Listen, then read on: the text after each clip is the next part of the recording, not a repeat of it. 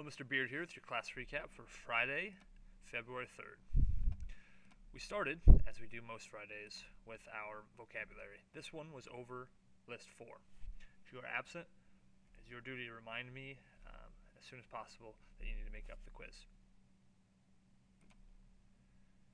Then we took some guided notes over Emily Dickinson.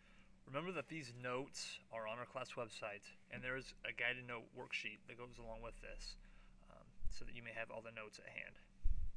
Dickinson is a really interesting literary figure because she has this reputation of being such a reclusive introvert who lived in a room, never really came out, and just wrote and wrote and wrote and was totally unknown at her time.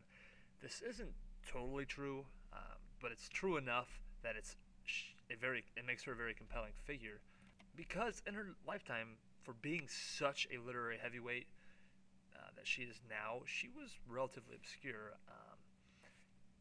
and gives off this vibe of this normal every woman just toiling away in her life and then getting her full just due years and years after she's been dead, and finally being recognized as this monumental talent. So if you were absent, please go ahead and go through these notes. Again, you can find them on our class website here on the left side of the tab under class notes, and then they're listed as an attachment, so you can go ahead and click view or download those. The next thing we did was experience Dickinson with one of her more famous poems, Because I Could Not Stop for Death. You see right off the bat one of the quirkier elements to her, that she does not title her poems. They are just taken from the first line, as you can see here, in each poem. So we call this Because I Could Not Stop for Death simply because that's the first line.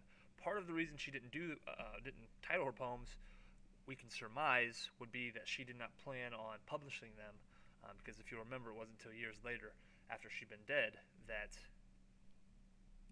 her poems were discovered and then published. So Because I Could Not Stop for Death shows you a lot of Dickinson's strengths and quirks. She always infused her poems with lots of imagery.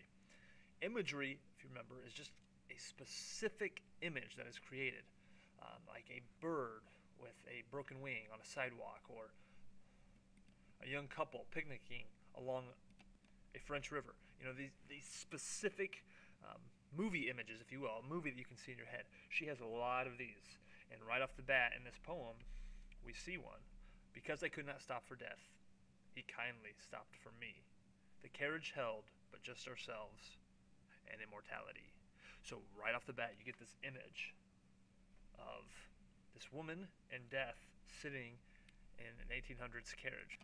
So if you were absent, the poem is listed on our website under assignments, which you can find here. So you can go ahead and read the poem for yourself and really experience this strange and powerful literary voice that is Emily Dickinson.